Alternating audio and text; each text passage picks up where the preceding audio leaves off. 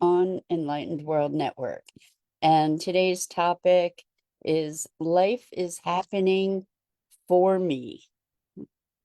Life is happening for us rather than to us. So we're going to look at how radically that shift of perspective can shift our experience. But before we get started, let's take a minute or two to get present. Let's take a deep breath in through your nose and hold it. And imagine clean, crisp oxygen flooding your lungs, flowing into your bloodstream, nourishing all your cells, all your organs, bringing vital life energy to your body and being. And as you exhale, exhale any tension, stress, negativity, fatigue. And now let's take another deep breath in through your nose and hold it. This time, imagine brilliant, bright light, lighting you up from the inside out, illuminating, electrifying, and energizing all your cells, your molecules, your electrons, creating a brilliant beam of light and energy from your heart out into the world. And as you exhale, exhale any remaining tension, stress, negativity, fatigue. And now let's press our palms together. Vigorously rub your hands together to feel the friction, the temperature, the pressure, the motion, the tickling and tingling when you stop. And allow all those sensations to bring you present right here, right now, into this remarkable physical form that enables us to experience life. Welcome, welcome, welcome. So we often feel like life is happening to us and that the best thing we can do is to just weather the circumstances, just get through it. And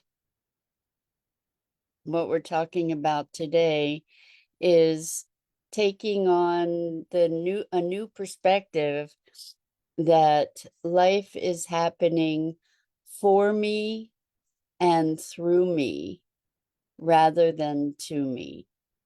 And so what that looks like is that whatever the circumstances and however desperate or extreme they may be, there's a place within that that provides an opportunity, and an opportunity for growth, for personal evolution, for development. And good morning, Ross, and welcome. So good to have you here with us this morning. So we're talking about life is happening for me and through me rather than to me, and how really radical a shift can be brought about in our experience when we interact with life from that vantage point. I'm reminded of the story. It might be a Talmudic story, I'm not sure, actually. But a man has a son and is riding one of their prize horses, and he falls off the horse and he breaks his leg. And it looks like a tragedy because the son was an important worker in making sure that the farm ran well. And then it turned out that there was a military conscription, sorry, where they were pulling all the young men in the village into the army. And because the son's leg was broken, he didn't end up in the army. He didn't end up getting recruited. And so that was a cause for celebration. And then the horse ran away, and that was a cause for despair. And then the horse came back with other horses, and that was a cause for celebration. And what the story talks about is that life unfolds and we don't know, we ascribe all this meaning to things. We don't really know what's good or not good as things are unfolding. However, that said, if we take the perspective that life is happening for us and through us rather than to us, it allows us to create a context for the situations and circumstances in life that we encounter, and enables us to be looking for the opportunity in these circumstances.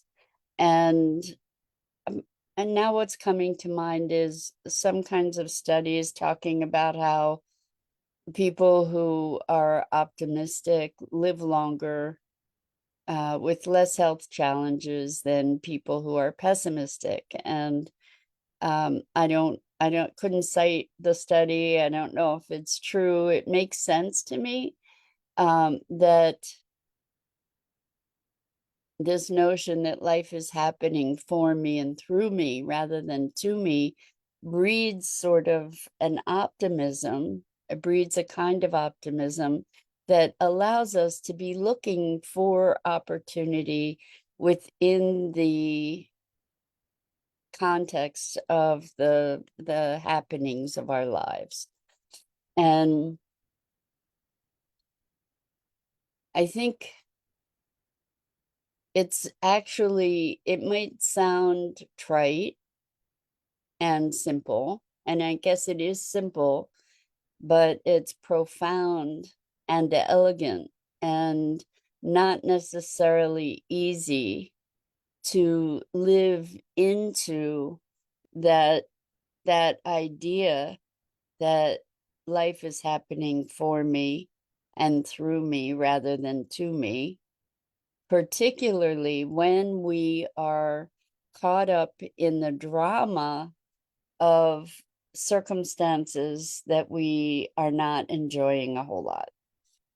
And that's when it's most important to remember that perspective. That's when it's most important to remember to be grateful for life's alignment and its wisdom beyond our own knowing. And I think there's a trust that gets cultivated that allows us then to be with circumstances, to be present with circumstances as they are.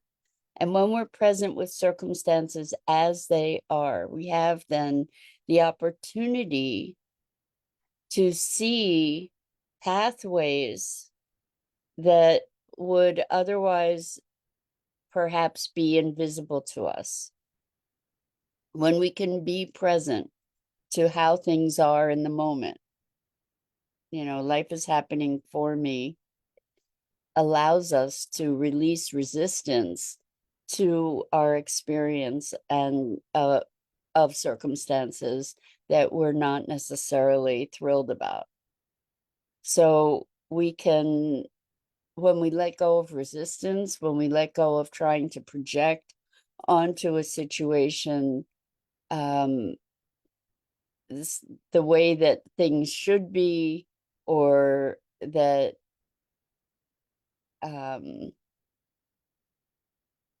that life is not working in our favor, what happens is that new possibilities open up, new things are visible to us that are not apparent when we are in a place of reactivity and resistance. So this notion allows us to dissolve our reactivity, but it takes discipline, especially when we are experiencing things that we don't really want to be experiencing, circumstances, for example.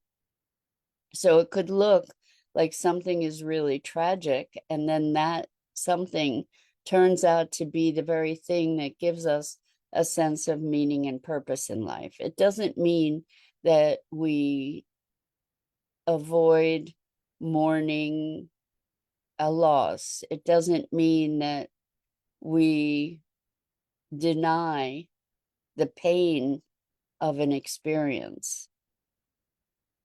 It means that we allow for that processing, we allow for that grieving, we allow for that experience, and acknowledge that there may be some, momentarily at least, hidden benefit to that experience, and that it may be opening doors that we just can't imagine, even though it doesn't seem that way. So I know of a number of people whose greatest strength, spiritual, emotional strength, has come from extreme hardships.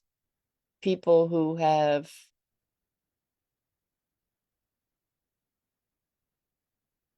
gone through cancer, for example, and in many situations have said it was a turning point for them, that they gained a new perspective. I remember a client whose daughter died of cancer, and they were devastated, understandably devastated. And from that experience, they became very active in supporting kids with cancer.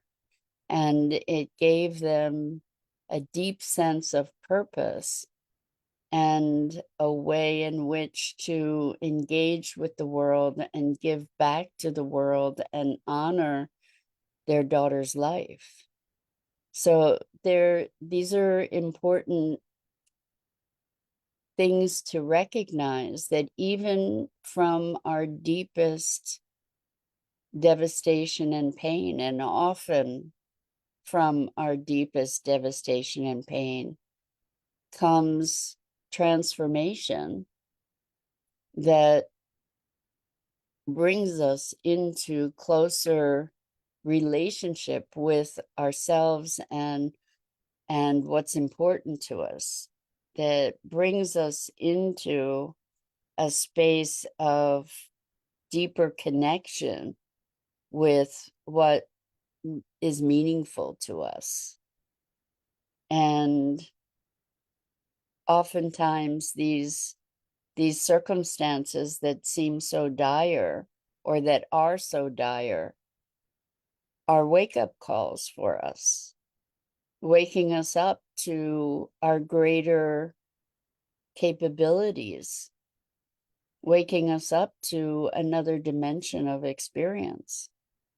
And the thing that also arises in this conversation for me is the notion that we're often given clues and hints, nudges by life to go into a direction that is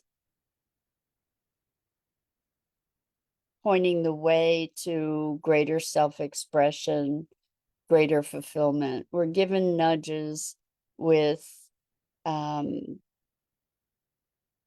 whisper, so to speak, from our higher selves or from life, whatever it is, where we're first spoken to in a whisper. And I don't know about you, but for me, I used to ignore those whispers or fight with them. And then they would get louder, and then they would get louder, until finally what would happen is it wouldn't be a whisper. It would more like be a baseball bat, to say, okay, you're not paying attention. Time to wake up. And that's when something big happens that puts you on a different path. It's like you had the opportunity, it got stronger and stronger. The invitation became louder and louder until it got to a place where there was no choice. So I see people doing this in relationships, with jobs, with other circumstances in life where their body is saying, you know what, this isn't the place for you. It's time to move on, and they don't move on, and then they get a heavier signal, and then eventually either they get a health problem that requires them to make that choice, or they get fired, or in other words, the choice gets made for them. And this happened to me personally so many times where I didn't pay attention, that and then got clobbered, like really clobbered, that I learned to pay attention to the whispers. And I think that's available for all of us. We can all pay attention to the whispers. And that is allowing life to happen for us. So rather than resisting and overcoming and using the strength of our will to persist down a path that is ultimately working against us and working against our deepest needs, or higher intentions, when we can allow that life is happening for us, we might be able to pay more attention to those whispers, because when we're operating from the perspective that life is happening for us, we're flowing with it more readily. We're in greater connection and communication with it as a partner, rather than something to conquer, rather than something to overcome. And it allows for this more beautiful and graceful dance where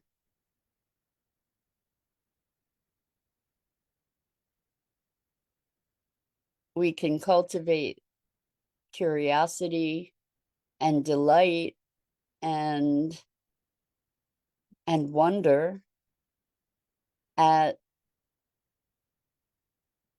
the twists and turns that life presents us.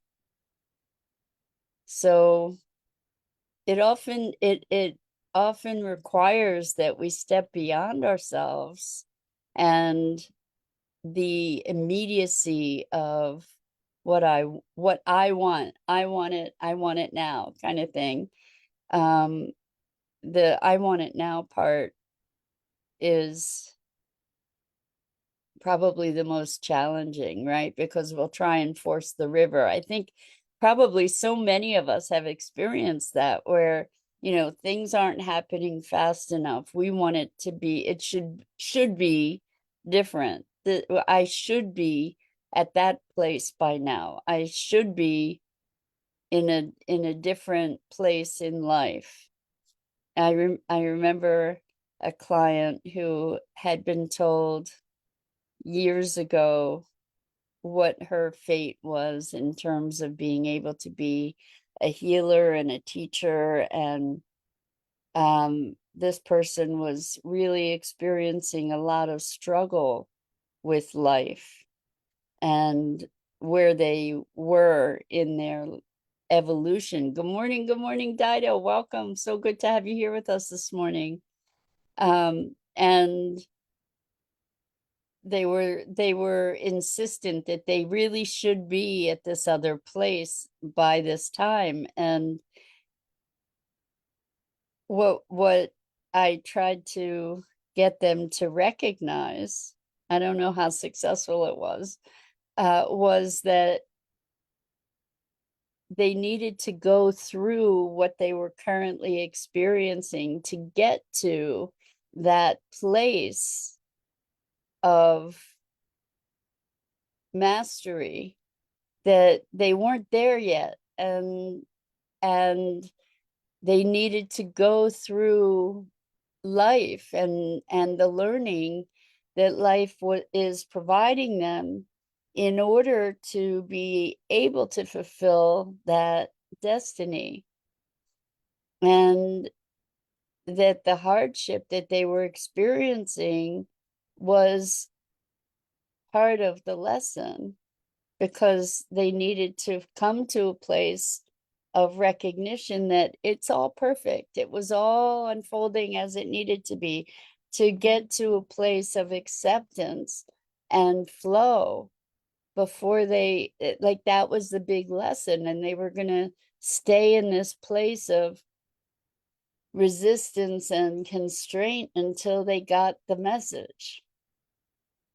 I think I had a similar experience in my life too, being told, what my future might bring, and then having this deep impatience about life and not recognizing that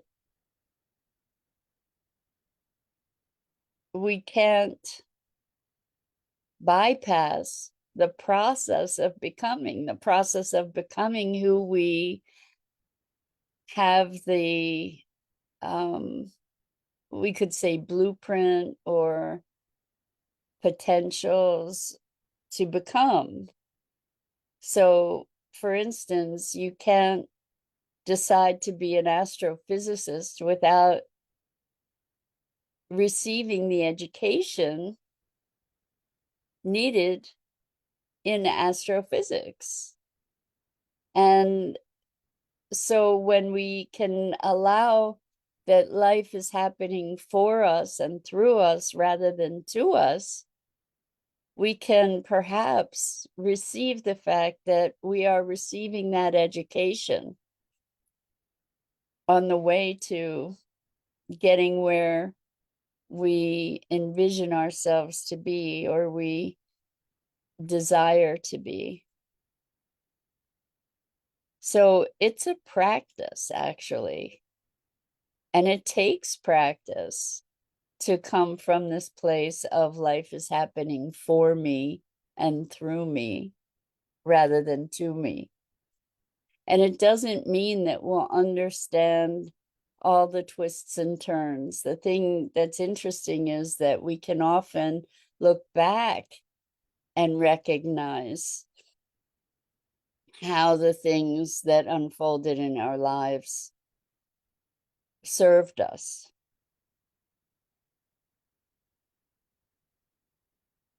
Another advantage of this perspective is that it allows us to go beyond regret. So Rosalind says, using external circumstances as a crutch for not being at a certain point. Well, using external circumstances in a way that perceiving the external circumstances as impediments rather than supports is keeps us from being in the present. I think that we're more willing to accept external circumstances as what's actually going on without the resistance. When we relieve the resistance, actually what happens is we allow ourselves to flow. And that's the big thing, is when we're not present and we're feeling like victim of life, then we're in reaction and it's impeding the very flow of life that we desire. So Dido says, such a profound insight. It changes what is happening now and what happened in the past. 100%. I'm so thrilled that you said that. I don't beat myself up now for so-called mistakes. It's such a supportive way to live.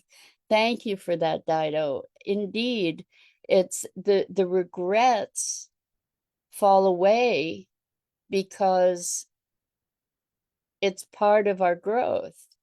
So if we think about a child learning to walk, they they fall down a lot. And do we consider those falls failures or mistakes? No, it's just part of that evolution, part of life. And those mistakes teach us how not to do something, which is as important as how to do it. I taught for years. I taught graphics design software for years. And it was most useful, actually, to the students when I was trying to show them something and something went wrong, when there was a mistake, when I made a mistake or things messed up or whatever. It was more useful to be able to explore that, and it exposed a whole different dimension of the software and how it worked and how to think about it than if I had just showed them how to do it right. They learned how to troubleshoot. They learned how to problem solve. And so when we make quote unquote mistakes, when we have quote unquote failures, it teaches us, or it gives us an opportunity to learn ways to adapt, to modify, to think on our feet, to adjust. And so this ability to allow the dance of life is a profound gift, and it's a practice. So that's it for this morning. I'm Mira Rubin. This is the Core Connection, and I go live here each weekday morning at 9 a.m. Eastern on the Enlightened World Network Facebook page and YouTube channel. And I invite you to please like, follow, and share Enlightened World Network and me. And the links are in the description. So it's it's such a gift and pleasure always to be able to spend this time together musing about what it is to be human. So until next time, so much love to you.